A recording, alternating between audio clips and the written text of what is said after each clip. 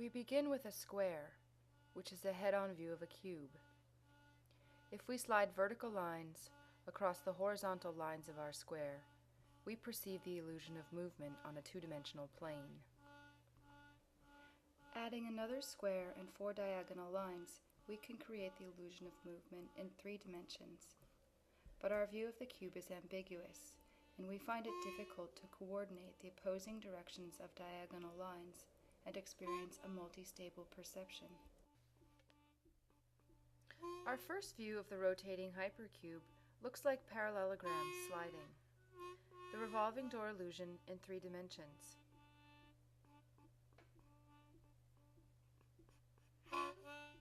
When we rotate on an axis in 3 space, we see something that looks like a wireframe box kite.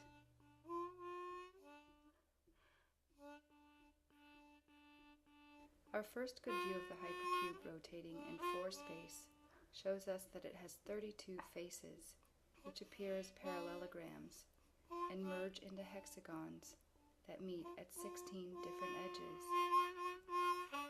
Rotating on a 3-dimensional axis, we see that one view of our cube is quite flat.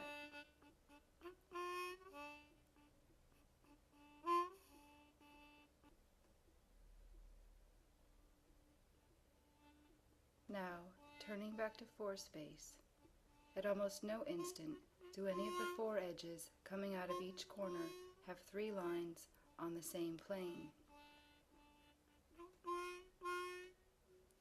We see 4 cubes rotating around an axis where the red cube and the green cube interlace.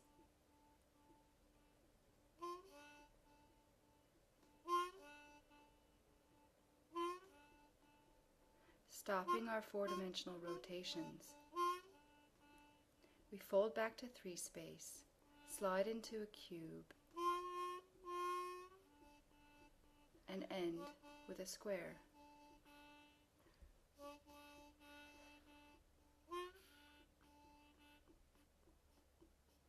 If we observe a cube in perspective, our view is less flattened. Because all the parallel lines move towards one vanishing point, our cube appears to diminish as it moves away from us.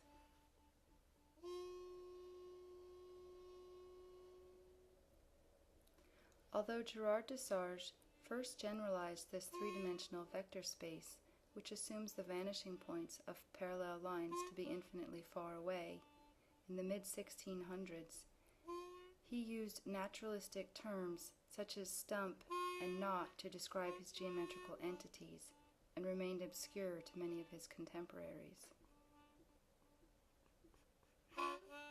As we jump into 4 space and shift around our hypercube, we view it in 4-dimensional perspective. We see 8 cubes rotating towards us and then away from us. We cannot coordinate the many opposing diagonal lines that confront us at once, and our eye jumps from one to another in unpredictable sequences. We are easily confused by these spontaneous subjective changes that our eye makes automatically when viewing the cube. Imagine standing on the ground in front of a Ferris wheel, watching the baskets rock back and forth as they rotate towards you on the edge of their circular plane. This is how a head-on view of a 4-dimensional object might appear to us in 3-dimensional space. Also known as a tesseract, the hypercube fascinates us with its seemingly impossible nature.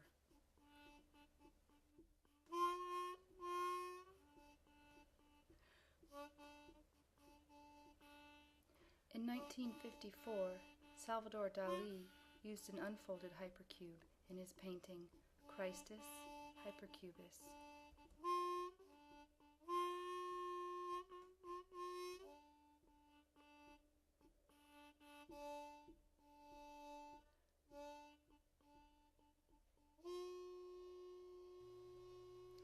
If the 4th dimension exists, one of 2 things is possible. Either we ourselves possess the fourth dimension, are beings of the fourth dimension, or we possess only three dimensions, and in that case do not exist at all. If the fourth dimension exists, while we possess only three dimensions, it means that we have no real existence, that we exist only in somebody's imagination, and that all our thoughts, feelings, and experiences take place in the mind of some other higher being who visualizes us. We are but products of this mind, as the whole of our universe is but an artificial world created by this fantasy. If we do not want to agree with this, we must recognize ourselves as beings of four dimensions. Do we not sleep, live in a fantastic fairy kingdom where everything is capable of transformation, where there is no stability belonging to the physical world, where one can become another or two at the same time, where the most improbable things look simple and natural, where events often occur in inverse order, from end to beginning, where we see the symbolic images of ideas and moods, where we talk with the dead, fly in the air, pass through walls, are drowned or burnt, die and remain alive.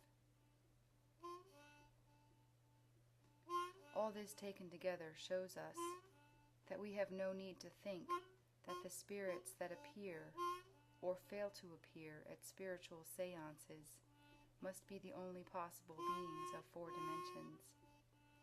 We may have very good reason for saying that we are ourselves beings of four dimensions, and we are turned towards the third dimension with only one of our sides, with only a small part of our being.